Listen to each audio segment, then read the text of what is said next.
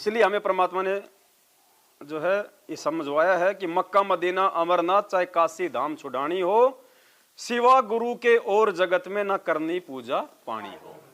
गुरु जी के अलावा अन्य किसी को भी ना तो महत्व देना है, और पूजा पानी तो बहुत दूर की बात है। अपने गुरु के अलावा, अपने इष्ट के अलावा और किसी की भी पूजा पाठ नहीं करनी है।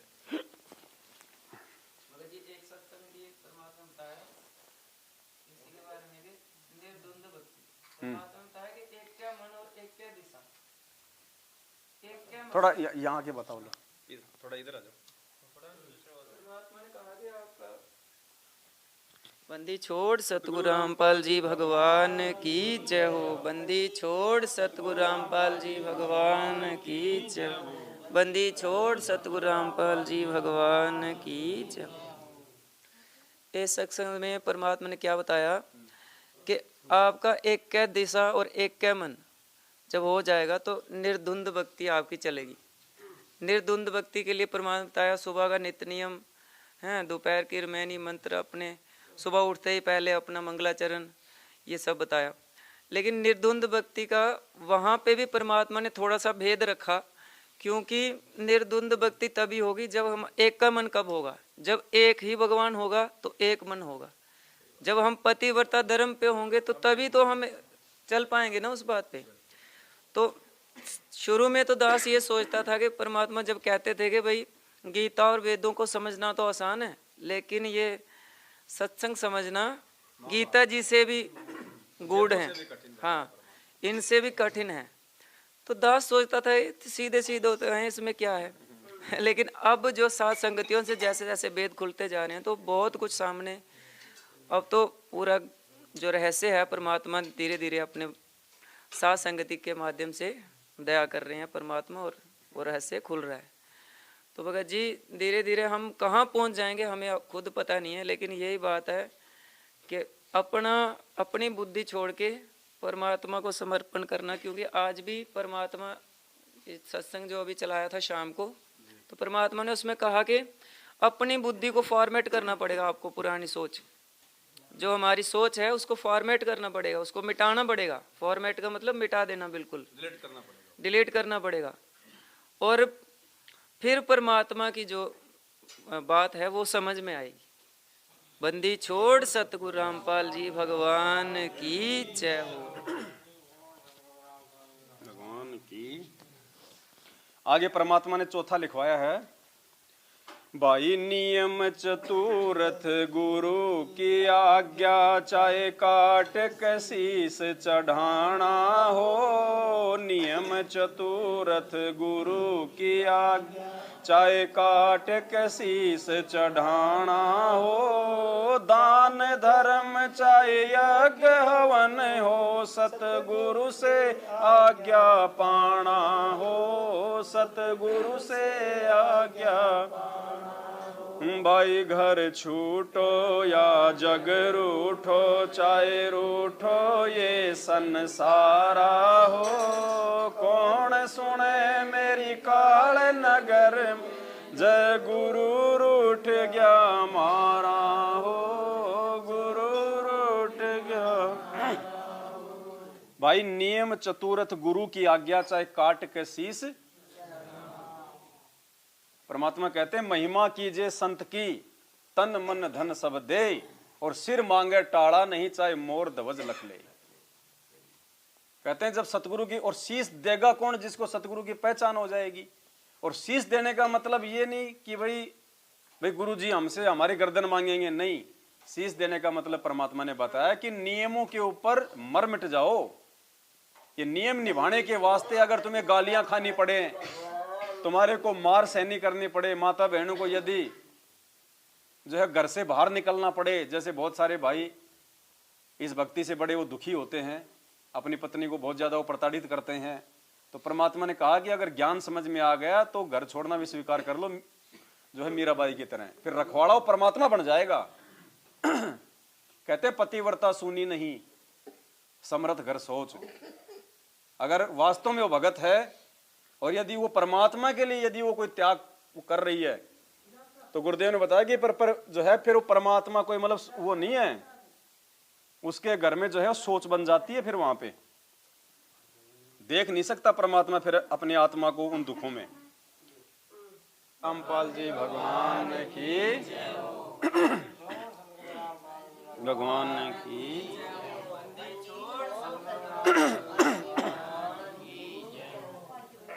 तो आगे परमात्मा ने लिखवाया नियम नंबर 4 में, भाई नियम चतुरथ गुरु की आज्ञा, चाहे काट के शीस चढ़ाना हो। नियम चतुरथ गुरु की, चाहे काट के शीस चढ़ाना हो। दान धर्म चाहे यज्ञ हवन हो, सतगुरु से आज्ञा पाना हो। सतगुरु से आज्ञा, भाई घर छूटो या जग रूठो, चाहे रूठो ये संसारा हो। कौन सुने मेरी काल नगर में, जय गुरु रूठ गया मारा हो। गुरु तो इस भक्ति मार्ग में हमें परमात्मा ने समझाया कि गुरु की आज्ञा सर्वप्रथम है। अगर गुरु अगर शीश मांगे तो भी तुरंत उसी समय बिना सोचे समझे। दान धर्म चाहे यज्ञ हवन हो, सतगुरु से आज्ञा, क्योंकि दान केवल सुपात्र को दिया जाता है। और परमात्मा ने हमें बताया कि जहां पे दान धर्म और यज्ञ हवन की बात आती है, किसी भी पूजा पाठ की बात आती है, तो सबसे पहले अपने गुरुदेव से उसकी आज्ञा लेनी नितांत आवश्यक है। और आज नासमझी में देखो हम कितने हम पीछे चले गए। ये सब कुछ ये काल प्रक्रिया है। हम भक्तों की परीक्षा थी जिसमें हम धड़ाधड़ नीचे गिरते जा रहे हैं। और यहाँ परमात्मा ने ज्ञान गंगा पुस्तक में 4 नंबर नियम में लिखा भी है, गुरु आज्ञा का पालन, गुरुदेव की आज्ञा के बिना घर में किसी भी प्रकार का धार्मिक अनुष्ठान नहीं करवाना है। गुरु बिन यज्ञ हवन जो कर ही मिथ्या जाए, कभू न फल ही। कबीर गुरु बिन माला फेरते, गुरु बिन देते दान, गुरु बिन दोनों निष्फल है, चाहे पूछो वेद पुराण। आगे परमात्मा ने 5 नंबर पे लिखवाया, भाई जूठा खाना ना कुछ पीना, चाहे हो अमृत का दाना हो। जूठा खाना ना कुछ, चाहे हो अमृत का दाना हो। दुनिया से ती कर दोस्ती, काठ का फंद लगाना हो। काठ का फंद लगाना, भाई घर छूटो या जग रूठो, चाहे रूठो ये संसारा हो। कौन सुने मेरी काल नगर में,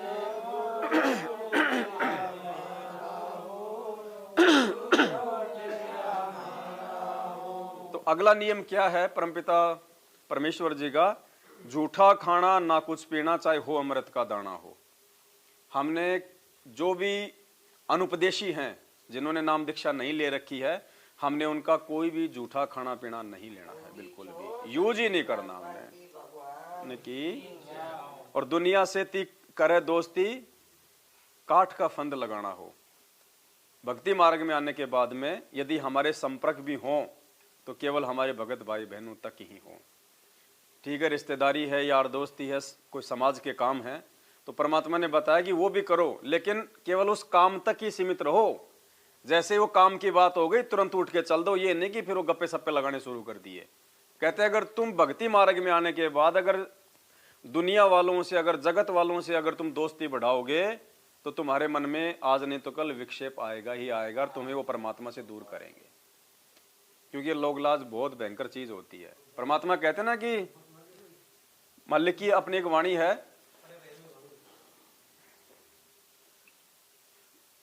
कि दुनिया से ती दोस्ती और पड़े भजन में भंग, एका एकी राम से या साधु के संग। दुनिया वालों के साथ में यारी दोस्ती मित्रता, फालतू का उठना बैठना, गप्पे मारना, इसलिए तो परमात्मा ने मना किया कि ना ताश खेलना ना ताश को देखना।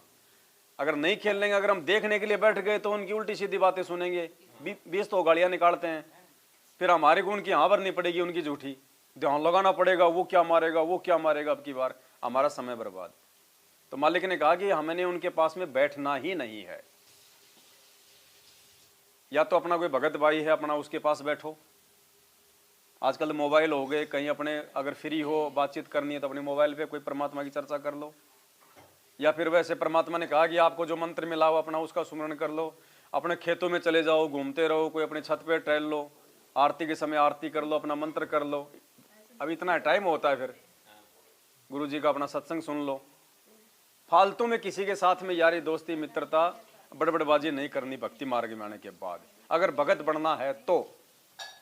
वरना वो दुनिया वाले तो फिर उनकी उल्टी रीति रिवाज है, अगर उनसे यदि हम दोस्ती बढ़ाएंगे तो कल को वो भी फिर हमारे को हर चीज के लिए न्योता देना, हमारे को प्रेशराइज करना, और कहीं न कहीं हम अपनी मर्यादा को तोड़ बैठेंगे।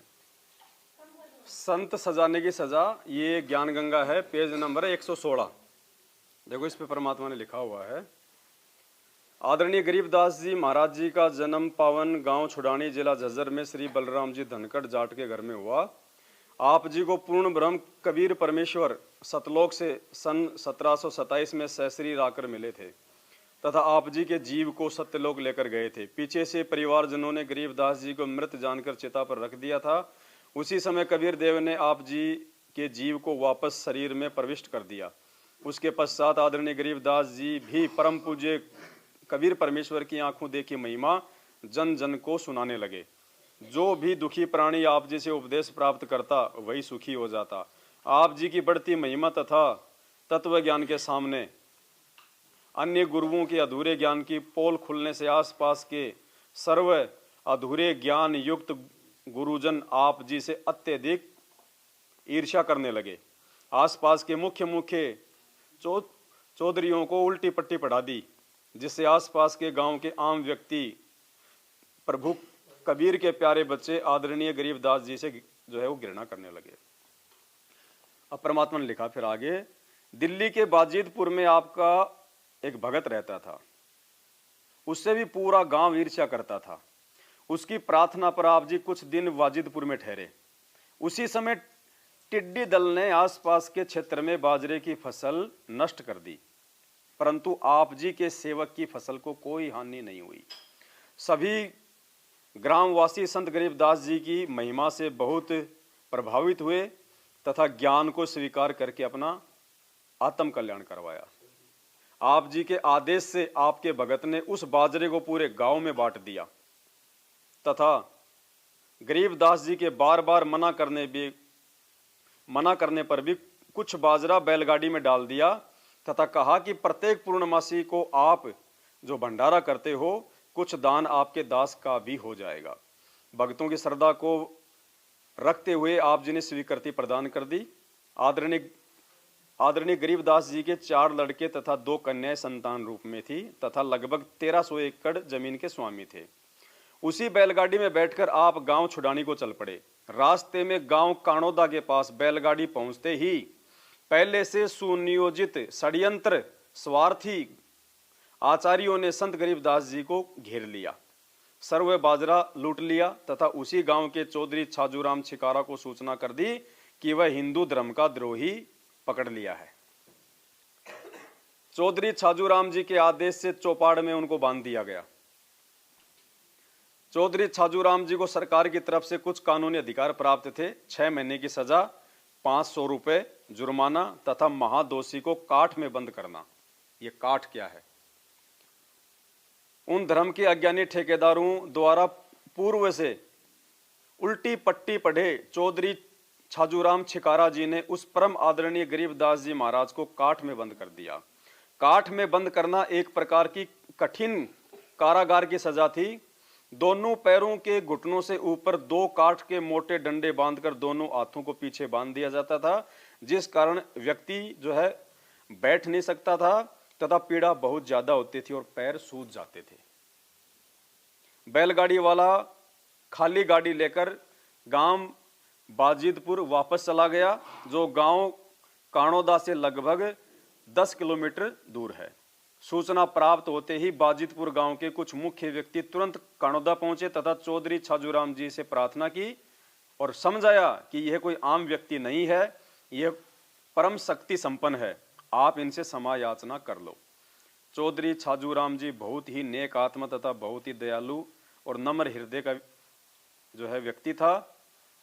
परंतु उन स्वार्थी तथा प्रभुता के भूखे गुरुओं ने उस पुण्यात्मा श्री छाजूराम छिकारा जी को झूठी कहानी सुनाकर प्रभु के प्यारे बच्चे आदरणीय गरीबदास जी के प्रति अत्यधिक गलानी पैदा कर रखी थी, जिस कारण से चौधरी छाजूराम जी ने बिना कारण जाने ही सजा प्रारंभ कर दी थी। बाजितपुर के भक्तों की प्रार्थना मानकर आदरणीय गरीबदास जी को छोड़ दिया। आदरणीय गरीबदास साहिब ने कुछ नहीं कहा तथा अपने गांव छुड़ानी आ गए। कुछ नहीं कहा उन्होंने, बोले नहीं वो। कुछ दिन उपरांत चौधरी छाजूराम जी प्रातःकाल फ्रेश होने के लिए जोहड़ पर गए तो उनके दोनों हाथ दो घुड़सवारों ने काट दिए। उसी समय उनके समक्ष अदृश्य भी हो गए। दो घुड़सवार आए और उस चौधरी के दोनों हाथ जो है वो काट दिए और उसी समय वो अदृश्य हो गए।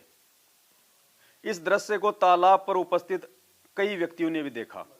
बहुत उपचार करवाया परंतु दर्द तथा खून का बहना बंद नहीं हुआ। कई दिन तक बुरी तरह चिल्लाते रहे। फिर एक व्यक्ति ने कहा कि उसी संत गरीबदास जी के पास जाकर क्षमा याचना कर लो, वे दयालु हैं।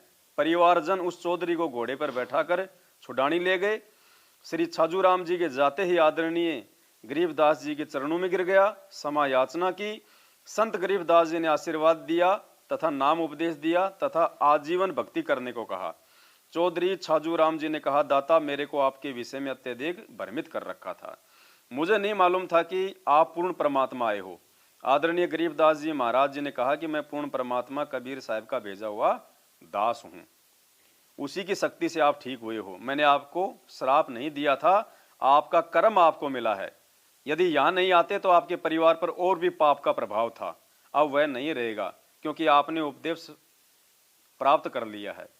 चौधरी छाजूराम जी ने अपने सभी परिवार को उपदेश दिलाया।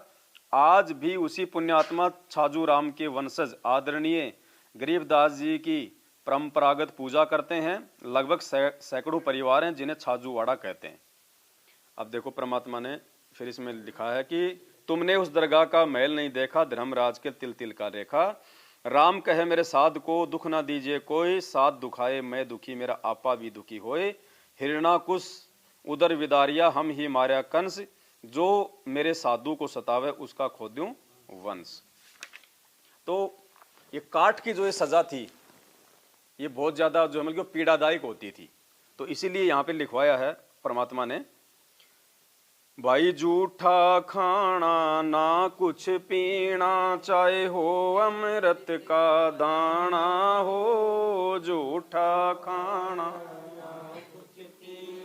चाहे हो अमृत का दाना हो। दुनिया से ती कर दोस्ती, काठ का फंद लगाना हो। भाई घर छूटो या जग रूठो, चाहे रूठो ये संसारा हो। कौन सुने मेरी जय गुरु रूठ गया मारा हो। गुरु रूठ गया भाई 6 माही बरसो दिसरादा, ना कोई पिंड भराना हो। 6 माही बरसो दी ना कोई पिंड भराना हो। ना पंडित कोई कर्म कांड हो, इस जगत को है समझाना हो। जगत को है समझ भाई घर छूटो या जग रूठो, चाहे रूठो ये संसारा हो। कौन सुने मेरी काल नगर में हो। गुरु रूठ गया मारा हो। तो परमात्मा ने हमें समझाया है नियमों में कि किसी की भी जब मृत्यु हो जाती है उसके उपरांत हमने उनकी कोई भी वो परंपरागत पूजा पाठ नियम धर्म क्रिया कुछ नहीं करनी है। नॉर्मल तरीके से हमने सारे काम करने हैं। वो सारा सब कुछ परमात्मा ने शंका समाधान की पुस्तक में भी विस्तार से लिखवा रखा है और ज्ञान गंगा में भी परमात्मा ने अपने नियमों में सारी बातों को विस्तार से लिखा हुआ है। जब तक हम इन प्रत्येक नियमों को इन क्रियाओं को फॉलो नहीं करेंगे और इनको फॉलो करने के लायक हम तभी बनेंगे जब हम पहले परमात्मा के ज्ञान से भली भांति हम परिचित हो जाएंगे। तभी हमारे अंदर दृढ़ता आएगी, हिम्मत आएगी, संघर्ष की जो है भावना आएगी। नहीं तो हम नहीं निभा पाएंगे। कोई भी कुछ बोलेगा, दबाएगा, भाई दबा देगा, तेरे को जमीन में हिस्सा नहीं देंगे, तू जो है मतलब भात नहीं भरेगा, हम तेरे को जमीन में हिस्सा नहीं देंगे, हम तेरे को मकानों में हिस्सा नहीं देंगे, तू बाप का ये कर्म नहीं कर रहा, तू गंगा जी नहीं छोड़ रहा। तो भाई उसको एक ही बात बोल दो, भैया जब मैं मेरी माँ के पेट में था तो मुझे क्या पता था कि बाहर मेरे 5 किल लाएंगे, 4 किल लाएंगे, मकान मिलेगा, या मैं कोई भिखारी के घर में आऊंगा। मुझे जो भी कुछ दिया परमात्मा ने मेरे संस्कार से दिया। और आज यदि मैं उस परमात्मा के लिए अगर मैं कोई त्याग करूंगा, मैं बलिदान करूंगा, तो परमात्मा खुद आज तो धरती पे पता नहीं वो सोने में तोल दे हो। तो क्योंकि पुण्यात्मा वैसे ऐसे उदाहरण हैं जिन्होंने परमात्मा के लिए जो अपना बलिदान दिया है, तो परमात्मा ने फिर कोई कमी नहीं छोड़ी उनके लिए। अरस से परमात्मा जो है फर्श पे बैठा देता है। साहिब से सब होता है, बंदे से कुछ नहीं, वो राई से पर्वत कर दे, फिर पर्वत से कुछ भी कर दे परमात्मा। करोड़ कर्म जल जाए तुम्हारे। ये नुक्ते होते हैं, कुछ ऐसे पॉइंट हमारे जीवन में आते हैं, वो हमारी परीक्षा होती है, और उस समय हम लोग पीछे हट जाते हैं। परमात्मा दुखी हो जाता है कि देख इस नालायक को कितना समझाया, और अब जब समय आया अपने गुरु को प्रसन्न करने का, ये पीछे कदम हटा रहा है। कोई कहते हैं ना परमात्मा के समय आवे मौका पड़े सौदा करे, कुछ ऐसी माने परमात्मा मौका पड़े भगत पड़े सौदा करे, कोठे डारे ज्ञान। तो समय आने पे हमारे को सौदा करना परमात्मा ने सिखाया, लेकिन हम पीछे हट जाते हैं। तो इन क्रियाओं को पुण्यात्माओं हमने साध संगीत के अभाव से हम पीछे हटेंगे। जब साध संगत हमें निरंतर मिलती रहेंगी, ये हमारे दिल में उमंग सी बनी रहेगी, समर्पण। भाई हमें जानकारी होती रहेगी, हम लोग कहीं मार नहीं खाएंगे, हमारे वो भूल नहीं पड़ेगी। इसीलिए तो परमात्मा ने दया बख्शी है साध संगतियों की। अब होना तो ये काम उन आश्रमों में चाहिए था, क्योंकि वहां पे संख्या में लोग ज्यादा आते हैं, और वहां पे यदि कोई इस प्रकार से भाई बहन यदि वो खड़े होके अगर इन चीजों को बताएं सबको, गुरु जी के सत्संगों का जो मर्म है यदि वो बताएं, तो वहां पे बताओ कितना अच्छा वो हो जाएगा, परमात्मा का काम कितना आसान हो जाएगा। लेकिन वहां कौन बताए, क्योंकि किसी के अंदर इतनी हिम्मत ही नहीं है बताने की, क्योंकि वो खुद ही नहीं चल रहे उन नियमों पे। और अगर वो बता भी देगा कोई झूठ साज, तो उसकी बातों का असर नहीं होगा किसी पे। और सुनेगा कौन भाई पुण्यात्माओं। सतलोक आश्रम बरवाड़ा में भी जब गुरुजी सत्संग करते थे तब भी लोग नहीं सुनते थे ध्यान से। बीच बीच में गुरुजी को डांट मारनी पड़ती थी। कोई बाथरूम करने भग रहा है, कोई वैसे अपनी बातें कर रहा है, परमात्मा को बीच बीच में डांट मारनी पड़ती थी कि तुम क्यों आते हो फिर तुम यहाँ पे। यहाँ आके भी अगर तुम ढंग से अगर तुम सत्संग भी नहीं सुनते फिर तुम्हारा फायदा क्या आने का। और मालिक अपनी वाणियां बोलते थे फिर वहां पे कि सत्संग में आए के बात चलावे और उस अपराधी आत्मा को 3 लोग नहीं ठोर। इतना तक परमात्मा मतलब वो संकेत करते थे, फिर भी लोग नहीं भाई नहीं मानेंगे भगत जी। जब तक गुरु को परमात्मा नहीं मानेगा वो आदमी वो डरेगा ही नहीं, उसको गुरु का भय होगा ही नहीं। ये रियलिटी है। आज ये लोग सारे उल्टे कर्म कर रहे हैं। क्यों कर रहे हैं? क्योंकि इनको गुरु जी का इनको डर नहीं है, इनको भय नहीं है। और जिसने गुरु जी को अपना बाप मान लिया, कहते हैं वो हाथ अपना रख दे सिर पे जिसने मान गुरु को बाप लिया, तो उसको फिर अंदर से चेतना आएगी, जागृति आएगी, वो डरेगा फिर भगत जी।